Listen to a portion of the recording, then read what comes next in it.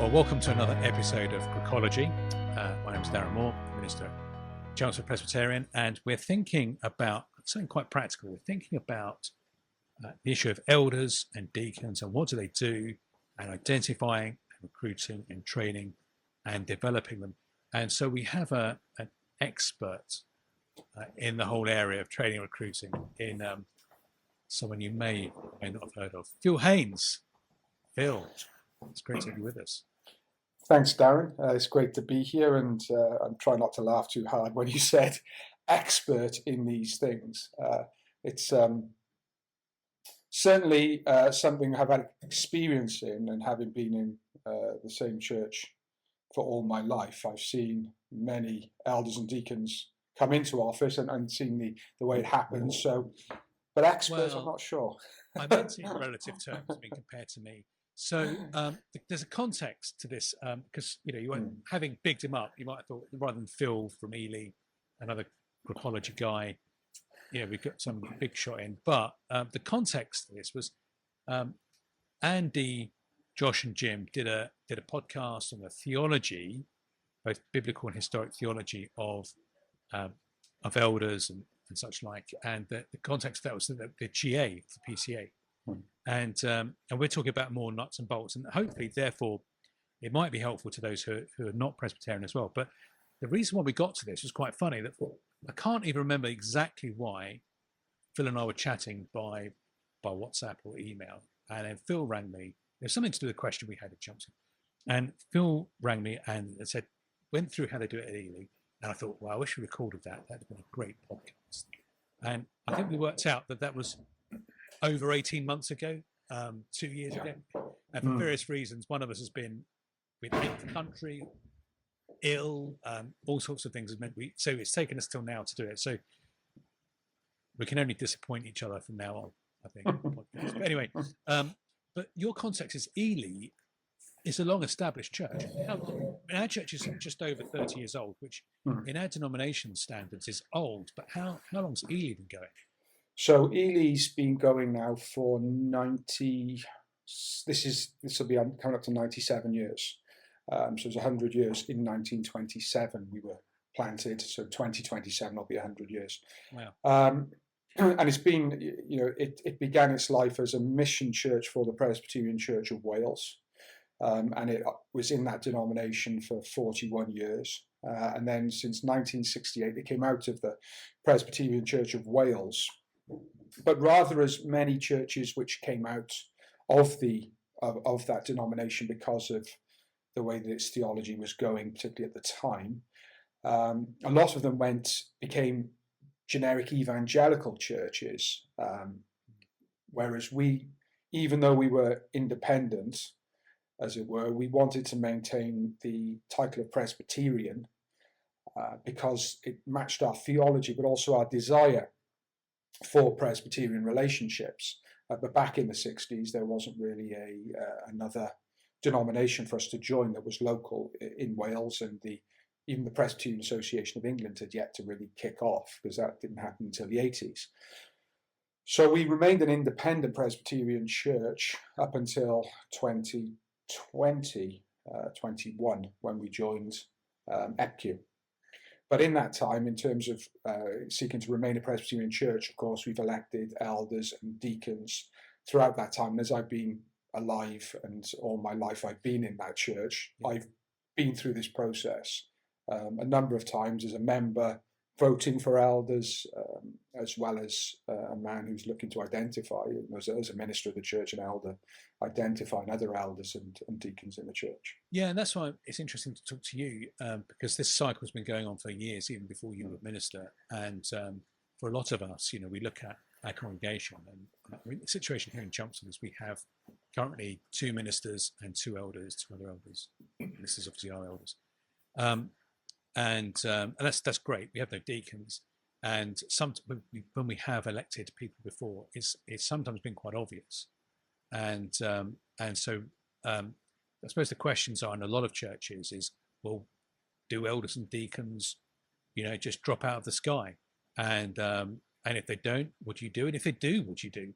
So that's the kind of things that we're going to pick your brains about, and It'd be great if we could remember what originally triggered this conversation like 2 years ago was. But anyway, so how do you go about identifying and then to recruit your elders and deacons?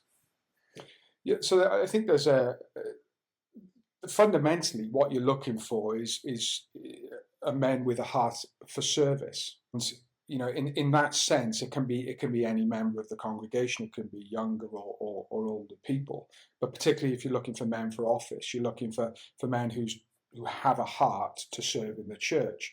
And that can come along in terms of just simply wanting to get involved in various things. Maybe it's Sunday school, maybe it's in a committee, maybe it's simply something as, they're out in the car park and they want to help park the cars, or they want to they're handing out the hymn books without even being asked, or they're involved in putting away communion, or whatever it might be. Times of fellowship, they're just getting their hands dirty. And you just kind of see that in someone. But it's also then, besides, if you like, the physical aspects of that service, you also start to see a spiritual heart in them as well, because of course the work is the outward manifestation of the heart, you hope, and you see a spiritual concern. And I think, in terms of the church, then it's almost then there's what the elders have to do, particularly, is try to foster that without pressing someone too hard. You try to foster that and provide opportunities for people to serve, and in that way you are identifying people. But the other aspect, which we've done for many years in Ely, is for young men particularly, and perhaps those who aren't officers, we have diaconate assistants. Okay, yeah.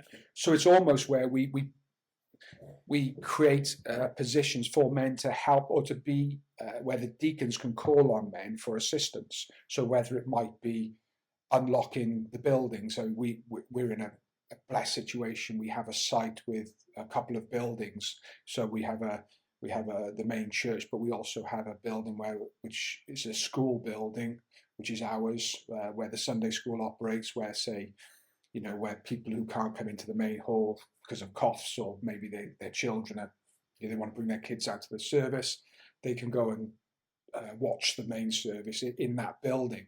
So all that needs to be opened up. That's also our building for fellowship after the service. So there's kind of those aspects. Well, they can call on men to help out with that, help with clean up communion, help with car park, help with arranging work parties in the church, things like that. And so if you like, they're not deacons, but you actually see then, and I was a diaconal assistant, that's right, all the way back in the early 2000s.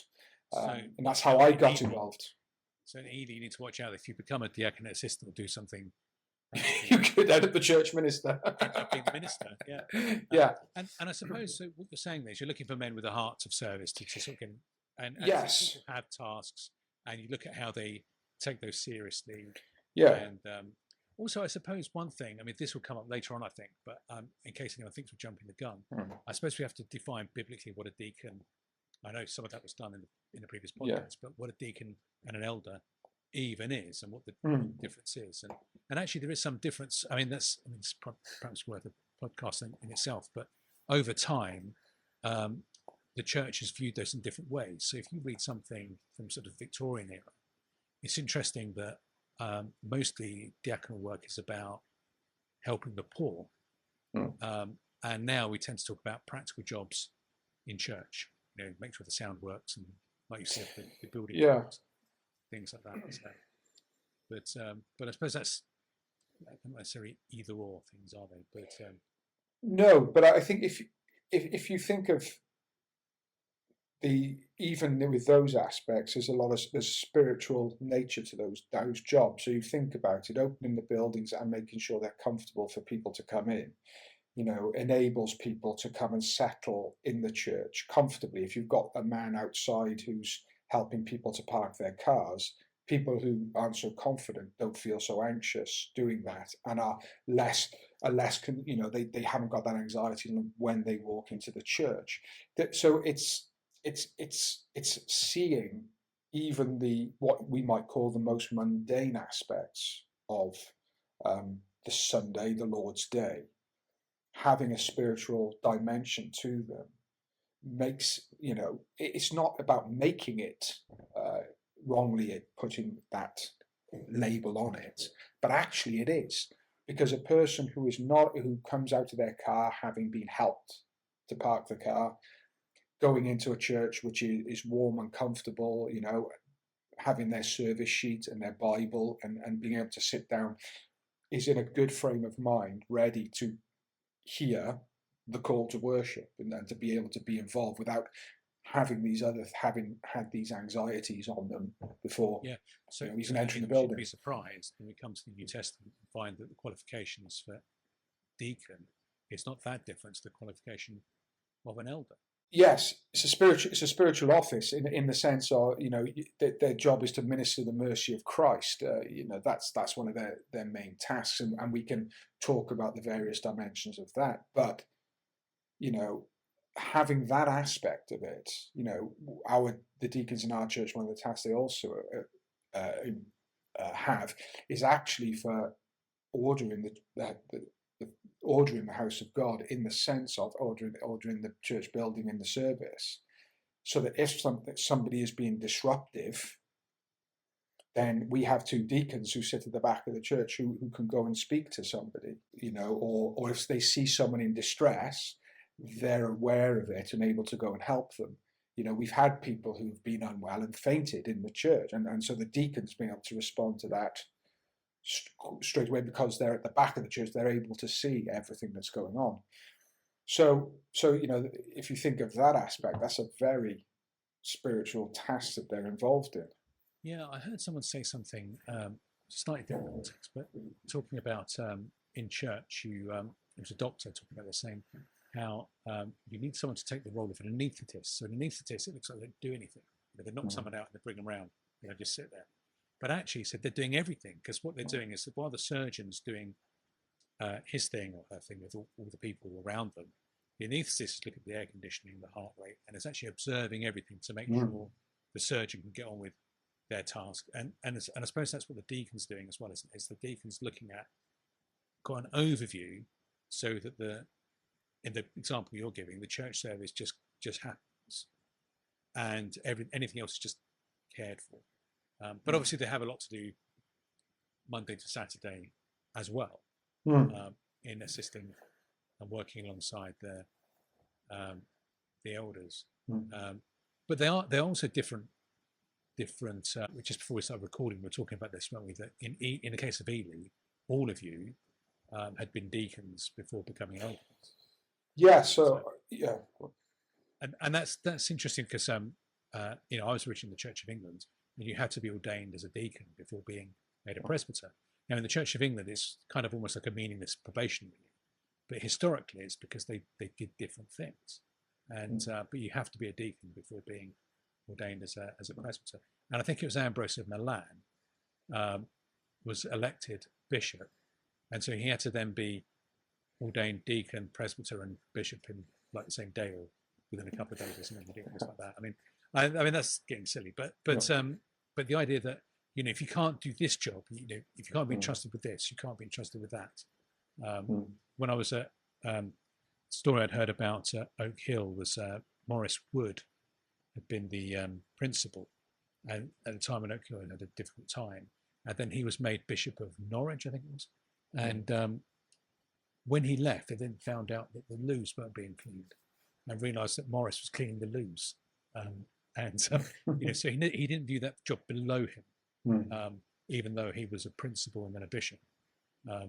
So you're kind of looking for those kind of hearts of service in your elders and deacons, aren't you? Yeah, very, very much so. I think that you can.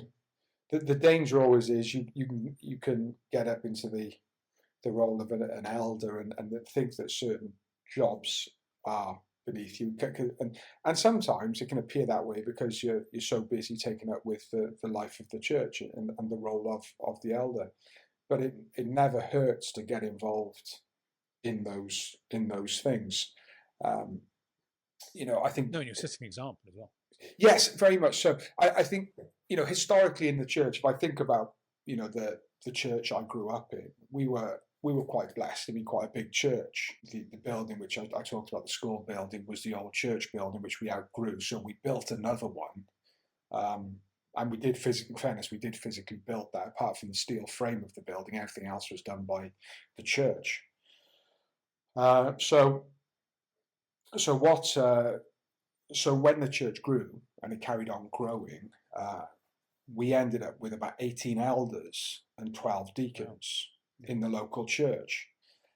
So in the end, because the church was probably about 180 to 200 in size, the elders didn't, as an elder, you didn't have to get involved in, say, cleaning and things like that, because in the end, the deacons were in control of all that, and you had a lot of congregation members who were also involved. So you could have 8 cleaning groups of about 10 people or 12 people, so you're, led by 8 different deacons or whatever it was. So that, they didn't have to be involved in those things, as the church has gotten smaller for various reasons. Elders have got involved in that. So and it is important to say, well, we're not above that work. You think of Christ washing the disciples' feet, that it's that level of service. It might not be seen. It doesn't matter whether it is or not, but you're doing it so that if people come in on a Sunday and the toilets are clean and you happen to be the one that cleaned them, well, it's good for them to be able to go into clean toilets, as mundane as that might seem again. But yeah, I think that heart for service comes out, in both the elder and the deacon. I think what distinguishes then the two will be gifting, which will you'll see develop in men. The point, to go back a step to what we were talking about, I think it's a good step for men who are elders to have been deacons. I don't think it's necessary. So I wouldn't want to say we did it in Ely because that's a set down policy, because it isn't.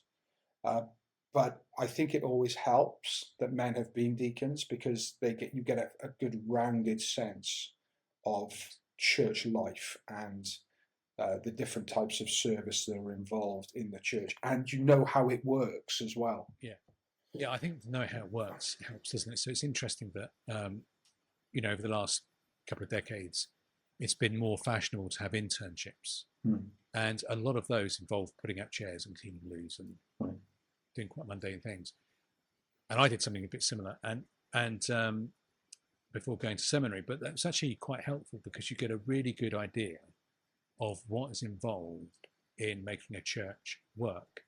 And this has come up a couple of times in things like our members' meetings, when we go through, say, just walk through a morning service, and there can be anything between 6 and 15 people involved in making the service happen, or making Sunday happen. And then you put that through the whole week, and people are quite surprised when you sort of go, well, they're often very small jobs, but they all add up because we've got sound, and we've got hospitality, and we've got welcome, we've got music, there's stuff with kids and creation. You just start multiplying it up, and very quickly, before a word spoken in the service, you've got quite a lot of people involved.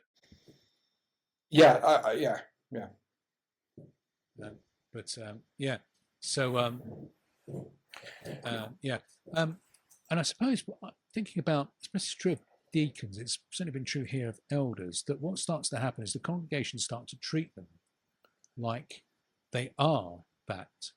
And so one of the difficulties I think we sometimes find then is, when that happens, that's brilliant.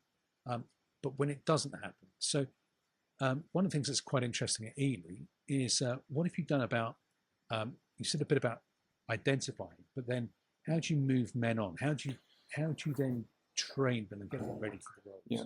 So I understand that what we might be a little bit unusual. So I think what happens is, as you see men coming forward, I think the congregation do respond to that, especially, there's a lot of very experienced members in our church, people who've been there for a while, and And it's great for an elder to hear from from a member of the congregation, kind of, have you thought about so and so for deacon, or have you thought?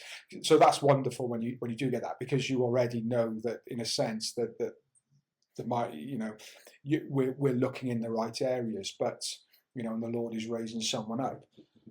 But what we do for both offices of deacon and elder is we actually do a period of probation. So what will happen is we'll bring a man to the church for a role, and what we'll do is the elders send a letter to the church which says what we feel about this man, what we think about this man, and why we're putting them forward for training as a deacon or as an elder. And we'll actually get the congregations buying on this. So we actually vote on it. So the congregation get a vote on whether they think that this person has shown the necessary, or is beginning to show the qualifications and the heart of a deacon or an elder. And so they'll vote on that. And we always do. We don't do the public vote, so we do the ballots, the private ballots. Yeah. And then once they reach a percentage, which is a percentage that the eldership's agreed on, and we've never done the 51%. It's always much higher for both deacon and elder, because we want the man going into office to know he has the backing of the church. Yeah. So there's always two votes. There's an eldership vote. So the elders will vote on whether this person should come forward for probation. And then if that vote is successful, it'll go out to the church with the letter, which is basically the elders' support for this. Once the congregation have voted, if the man is accepted as a probation, he will be trained then as a deacon or as an elder for 2 years. So in that time, effectively, they'll be involved in everything that a deacon or elder does. They'll be involved in the meetings. They won't have a vote. In the deacons, though, they'll be involved in all the aspects of diaconal work, apart from they won't serve communion. So our deacons primarily are the ones who give out the elements of the bread and the wine. But if you're not an ordained deacon, you won't be involved in that. But apart from that, you're pretty much involved in everything else. As an elder, you're also involved in that. We're a two-office church, which means that elders do administer the sacraments, but a man who's not ordained won't. So he won't be involved in that. Sensitive pastoral information, he might not be involved in, depending on the nature, particularly if it's about another officer. They won't be involved in, just in case they don't get through the vote in 2 years, but also because it might not be necessary. But apart from that, they will be involved in everything. So they might take church services if they have any gift in terms of preaching. They might preach as well. So they'll be involved in pretty much everything, and alongside that, then there'll also be meetings with elders to see how they're getting on, and for advice, and for maybe more theological discussion. So that will take place over 2 years. And what the desire is that by the end of 2 years, when the elders then again vote on the person, and then write the letter to the church about bringing the person formally into office, that it's almost, you're in the situation with, it's a done deal. It's so obvious, because if we as elders haven't seen flaws in the man we're training, and who's been with us for 2 years, who we stay close to for 2 years, he's with us on Sundays and midweek in our elders room before, when we're talking and praying together. He's with us in our elders session meetings. He's with us in our church council meeting. If we don't know this man, he's with us in pastoral visitation. If we don't know this man, then we've done something wrong. And if we assess actually you're not ready, what we sometimes do is say to a man, right, we think you need more time, and so we'll extend the probation. Or if we think they're ready, we will then vote and take it out to the church again, and then assuming we get the that's really interesting. I suppose it acts up a cooling off period as well, and it takes some of these sort of cliff edge nature of it out. They've got this leading. Yes, and I think that sounds. I mean, even if you did it slightly differently, I think there's still an aspect of something of a way of easing people in. I think also gifting. We talk about gifting in all this. I think an interesting thing is you mentioned, and we've seen this elsewhere in different ways. People often are deacons, then become elders. So their opportunity to serve this way shows they can serve that way. I've only seen it once happening the other way, but I thought that was helpful because we're just made differently. So it's not so much that it's a demotion, but just a different gifting. And so this person had been an elder. I was in a church in Holland, and had been an elder for a time, and then he was more comfortable being a deacon, and he just thought that was more how he's cut. And so not everyone is cut out to be. God hasn't gifted people to be elders and deacons, and that's fine.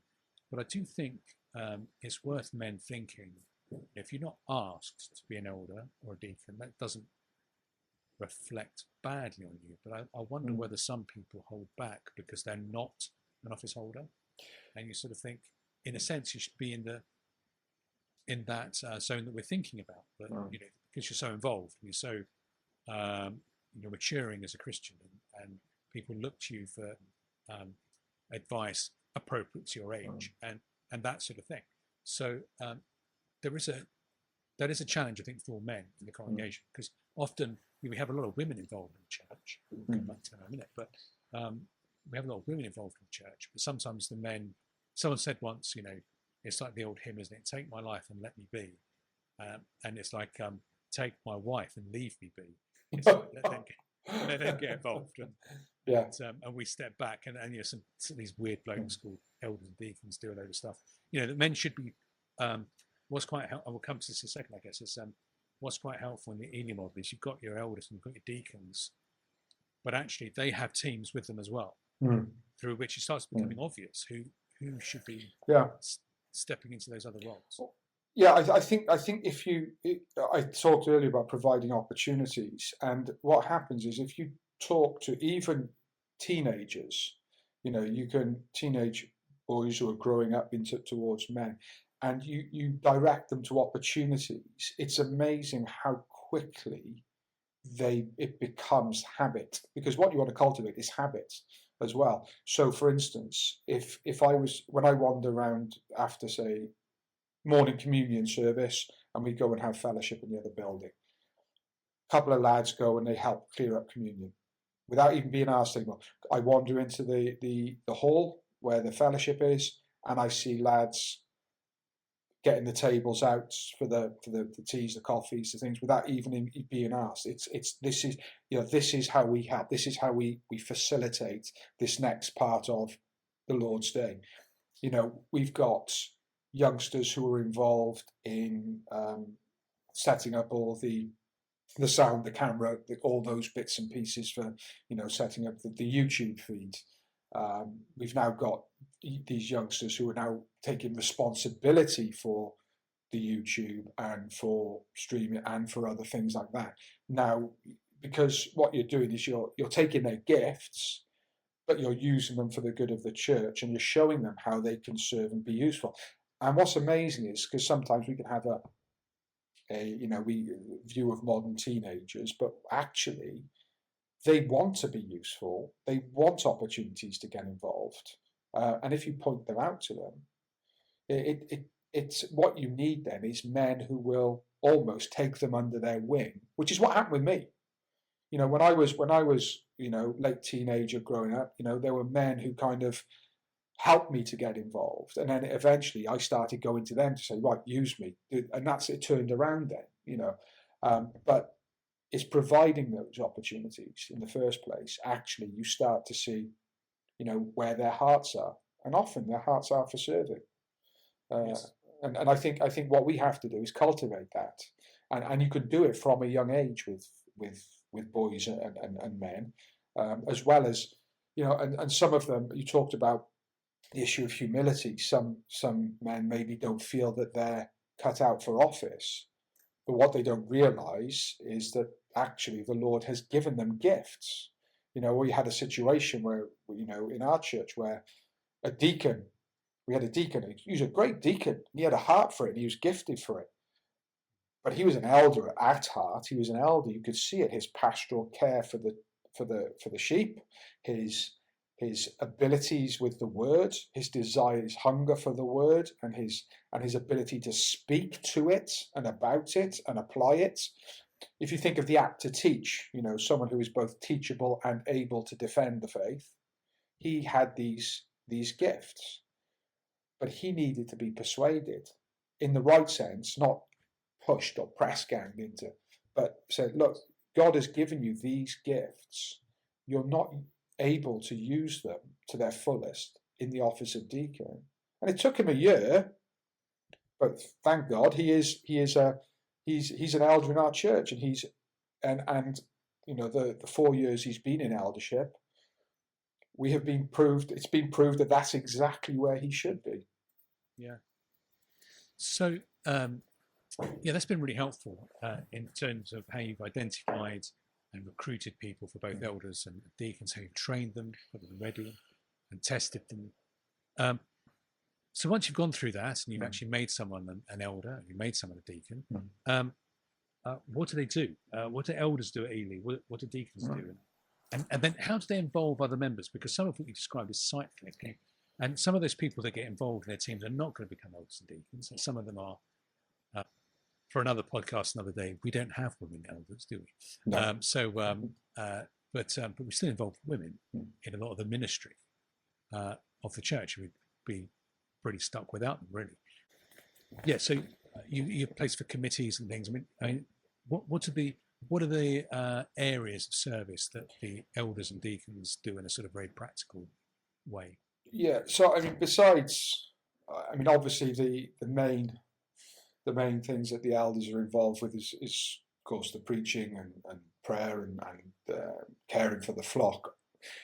But outside of that, you want to use what men are gifted for. So we have various committees in the church, and currently I think, yes, all the committees are led by elders. There's an elder on the committee, which is something that's been part of the church for as long as I can remember. And part of that, I think, was because we had so many elders. That's carried over, I think, partly because we have the men who are able to do that. So we think we have a charities committee. Charities, we call it charities. I think you call it like missions, that kind of thing. And we've got an elder who's chair of that. So we have an outreach committee. We have an elder who's chair of that. But both those men who are chairing those, you would say, are gifted for those tasks. So we've always had that. But we try to we involve. There's two ways we involve people. One is on a volunteer basis, but the other way is by identifying people who have certain gifts. You would say, well, this person has a heart for outreach, has a heart for, and when I think about outreach committee, I'm not so much thinking about street preaching or stuff, but I'm talking about the way in which a church will seek to reach its local community, the different, things we might get involved in. So what we do is we want as many people involved as possible. Sunday school, for instance, the Sunday school superintendent's a deacon, but we have elders who teach in the Sunday school at certain ages of the children, but we also have a lot of women who teach, particularly in the younger classes. So we try to involve as many people as possible, and we look for that in the church, because in the end you want to use all the gifts that are there. A church that has a lot of gifts is able to use a lot, is able to do a lot, and I think historically that's what we've sought to do.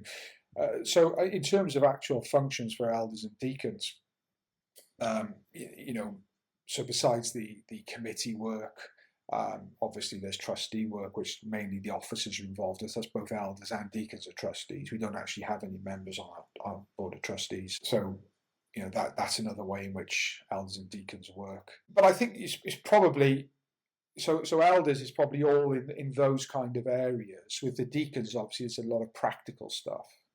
So they will, things like looking after the buildings, and then using if we have any abilities in the church, using those people to help out in certain things. So they run the work parties. We've got a lot of good gardeners in the church, so they will help out, say summer work parties, doing the gardening, cleaning up the garden areas and all that kind of thing. We've got people who are able to do various tasks like painting or whatever, so they will organise those people into doing that kind of work as well. So there's a practical element to it, as well as I said on the Sundays, using people and using youngsters to be involved in various things. And it strikes me sometimes we've got a few musicians at church, and we also have someone plays the piano, often someone who plays a guitar, like a flute or whatever. And a mandolin. We have a mandolin. Oh wow! Which is fun. But it just strikes me it's so obvious who I mean, there's other people it'd be good to bring out who can play instruments, but we don't have anyone that can play an instrument. They've got to be able to play at a certain level. We don't have an exam or an audition, but we would do if we needed to. And so it just strikes me that there's if you just said who wants to play piano this week, and someone puts a hand up and says, well, I've never played before, but I'll give it a go. It would just be unthinkable. But actually it's the same with everything else, isn't it? That it may be harder to if someone sits down at the piano and just plonks in some keys and it's awful, they can't play the piano. Whereas hospitality is less obvious, but eventually it becomes clear that some people are really gifted at it, and some less so. And there was a guy, he's actually moved now, he goes to Cambridge Presbyterian, but he's 6'6", used to be a shot putter, and he used to be a bouncer, but he was on our welcome team. He was actually quite good at it, but the first impression was he's trying to keep people out, but no, he didn't give people a warm welcome. So it's looking for those sort of ways that people can serve and get involved, and even if they're not an office holder. So I suppose you're just looking for people to step up and get involved, aren't you? Yeah, I think you look at the exhortations in a book like Romans, Romans 12, which is the classic one. It's written to the whole church, that about service, about hospitality, about the way we treat one another, about being very much about being involved actually in church life. And that is a whole church thing. What you need, though, as in life in general, in business, wherever you are, you need people to organise, you need people to lead. And I think you see the officers in that role as facilitating that and providing the context and you would hope that the right environment for people to do that well, so that it doesn't become about, because the danger always in a situation, particularly if you have one person who's primarily responsible for something, is it becomes more about them than it does about the service. Whereas you have officers involved who are cognizant of the dynamic in the church and the context of the church, and they're appropriately directing people's gifts in the right areas, then that works for God's glory and for the good of the congregation and the visitors coming in. Yeah, so they're sort of nurturing service. So the two problems you can have is either it's all about their personal fulfillment, or someone goes, oh, well, they're the deacon responsible for that. They can do it. It's like someone said about church being like a football match. A football match is 22 people running around needing a break, watched by 40,000 people who desperately need some exercise. So there's a lot of that. I mean, there's that bit in 2 Peter, isn't there? The whole sort of thing, God gives gifts, we serve each other, he's glorified. And so we all want to be serving. And that's really helpful. And I suppose that sort of brings us on to, and we could talk about this for a while.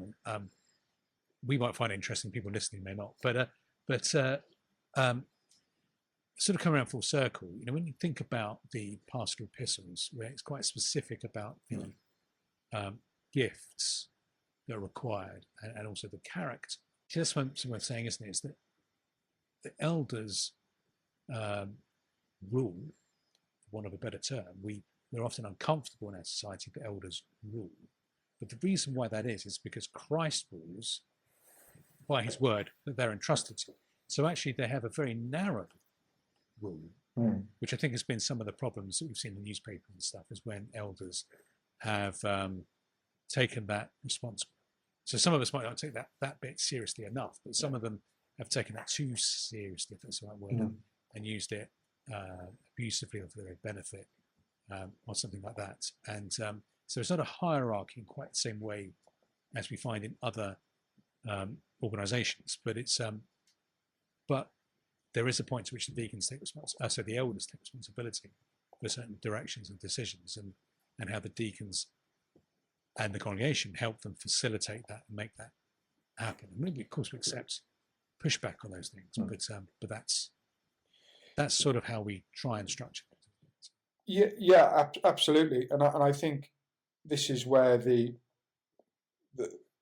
where I think we found the period of probation so helpful, because if you think about the qualifications as they come up, about the nature of the disposition of a deacon and the disposition of an elder, and the issue also of giftedness. It's an elder's got to be above reproach, sober-minded, self-controlled, respectable, hospitable, apt to teach. Those are testable gifts, aren't they? Those are things which are, and especially under pressure. Yes, and I think this, and what you discover is, and I always, when I've been involved in the ordination of a couple of elders and deacons in my time, but interesting with the elder is that, I will say to them, this role, this function, this office will keep you up at night. It will bring you under severe pressure. And in that sense, the gifts, yes, we're going to make mistakes. We're men, we're sinners. We're going to have a bad day. That's going to come out at some point. But you're talking about those things in Timothy and Titus, and also what Peter speaks about in 1 Peter 5 about, what an elder should not be, as well as what he should be, is something. These things are dispositional. They're character traits which are identifiable and necessary for men in these functions, in these offices. And I think, you have the opportunities to test those things, because in the end, if you think, the characteristic or Christ, we call him the chief shepherd. Elders are called his under shepherds. So we have a particular care for the flock. If an elder is not those qualifications, those characteristics, he will cause trouble for the flock. He will unsettle the flock. He will worry the flock. He will almost be, the danger is he will become a kind of wild animal amongst the flock. Which is why the qualifications are so important. It's why you look at Psalm 23 and look at the role of the shepherd, the good shepherd. Well, in some way, the under shepherds are supposed to be those men on earth who are seeking to be like their good shepherd. And so we've got to try and keep anxiety and worry and conflict out of the flock. By being peacemakers. That shepherd illustration, I mean, God knew what he was doing when he gave us illustrations. So on the one hand, you want men who are strong enough to protect the flock. There might be sometimes they have to have a bit of backbone about them. And also, at the same time, they are there to care for the flock, not duff them in. So very much. You need that wisdom as to the difference. And I think that's pretty helpful. What you just said there is that that character thing, and the fact we have plural eldership as well, that we hold each other to account. For that, and I've read there's one of the books, there's various books about abuse in leadership, and one of them, there's a whole chapter about how we're different. So the wristbands that say, "What would Jesus do?" There's also a very important thing is, how are you different from Jesus? And if the Trinity teaches us anything, is that you're different from him, you're different from God, and so that's really helpful in just that we aren't him, we don't replace him, and how and why therefore character matters. And I suppose this is the whole thing about. So we had a couple of technical thoughts there, but we're picking up again. So why? So we're told quite a lot in the New Testament, in particular, thinking of 1 Timothy and Titus, it's elsewhere as well, about the character above the gifting. So we could look at, I think the problem in our society, and this comes into the church, is we look at what people can do to get the job done, and strategize to grow the church, but they're not gentle and they're quarrelsome, whatever it is. So so those things are sort of quite clear. But we talked about this the other. What I mean, in a sense, you could just do good grammar, couldn't you, on those and say something truthful. But there's a bigger truth behind that of why do we need these elders and these deacons? Is their role in caring for the church, and the church is the bride of Christ. So it's actually all about Jesus. It's how he views his bride and therefore his body, and that's why we're told. That's what underlies all these things. And in a sense, we come back from the circle. The other guys were talking about the theology of all this. You can't detach the theology from it. When we look at how does that theology then come down to? Yeah, so I think you have to look at it in the sense of that Christ gifts his church, his bride, men who are able to do these tasks. What the task of the current leaders of the church is to identify those things, those men with those gifts, and that takes time, it takes wisdom, and I think that's why it's good to have, whether it's times of training or whatever it is, because ultimately this is what we're about. We're about caring for the body for which God gave his only son, and the body for which Christ died. And it's that standard of love that is he has shown to his church, his body. And not only that, but he does give gifts to his church, isn't it? That's what I think Paul writes in Ephesians, isn't it? He's poured out the Spirit on the church, that the church can grow, and that the church might be sanctified, and that the church might become more like, the bridegroom, like Jesus Christ. But in doing that, he's also given gifts to men to enable that to happen on earth. He provides leaders in the church. You've got the apostles with their apostolic authority, but what did they do? They appointed elders to rule over the church, and they appointed deacons to minister the mercy of Christ. Because in the end, whereas Christ is both elder and deacon, if you like, he can do it. Because of who he is able to do it all for his church. We're not. We need multiple elders. We need multiple deacons in order that we can seek in our own imperfect way to care for the body with which has been entrusted to us. And to do that well, we have to not just identify those men who are able to do it, but also to bring the best out of them. And for us as individuals to responsibly use our gifts for this purpose. I mean, Christ loves his bride, and we alone, no one of us alone, can fulfill those requirements, and that's why we need elders. I mean, we Presbyterians, so we help each other across congregations even, and deacons. I mean, this is helpful stuff. So there's a lot more we can say. But it would be good to wrap up. But what would you say to, and I didn't prime you for this, so this could go anyway, couldn't it? But people who might listen, the other 4 people who listen to GRUKHQ, there might be an elder or a minister thinking about, maybe it's good to start having other office holders in the church, or maybe, what is not atypical in GRUKHQ is internet Calvinists, young men who like listening to general chit chat about theology, but they're not an office holder yet, as yet. What kind of things would you say to encourage either existing elders and deacons, or just? I think starting with people who are interested in church. I think get involved. I mean, it might sound like an obvious thing to say, but if the Lord has brought you into a church context, then it's actually our obligation to serve. We're not. Yeah, yeah. More technical trouble. It's the trouble with doing this thing over over internet, isn't it? No, I say that actually, when you look at, particularly as members of a church, and you read the epistles, we are obliged to serve. Actually, we're not just to be there just to receive; we're also to give. The exhortations in the epistles are for people to be active members of Christ's church. And in the end, we all have, even if we haven't got the gifts of office, we have the ability to serve.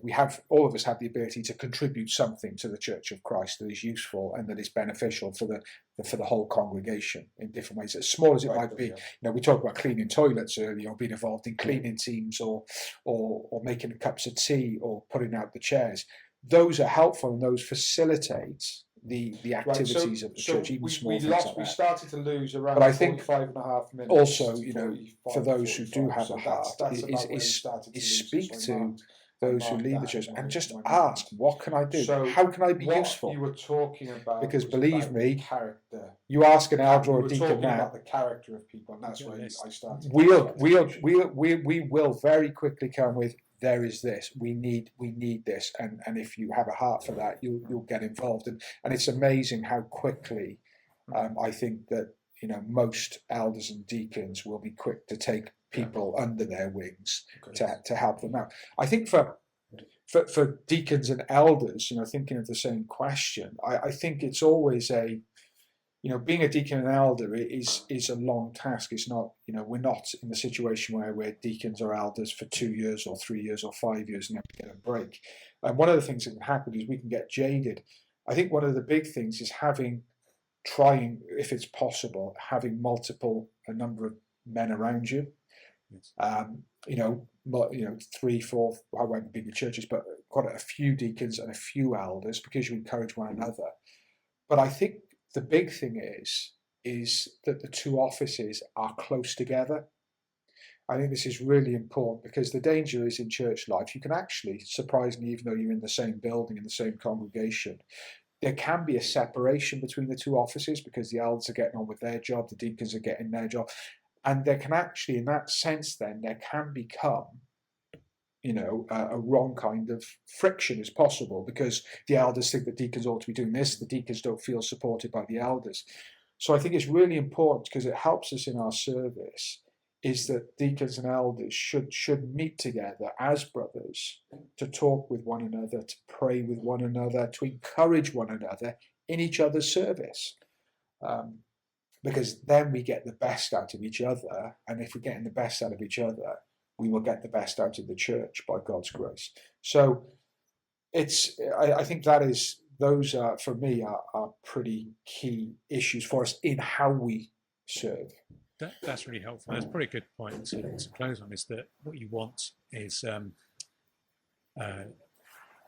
for those who already are in leadership to be looking for who's next, and yes. for those who are coming along to serve, but also to love and encourage each other, and most of all, as we notice, keep on bringing up about the spiritual requirements, that you're maturing as a Christian, you're hungry, and you're turning up to stuff, going to prayer meetings and services and those kind of things. So that's such a service, isn't it? That just being there for each other. I mean, people often want to have an important job, but actually, that's a really important job.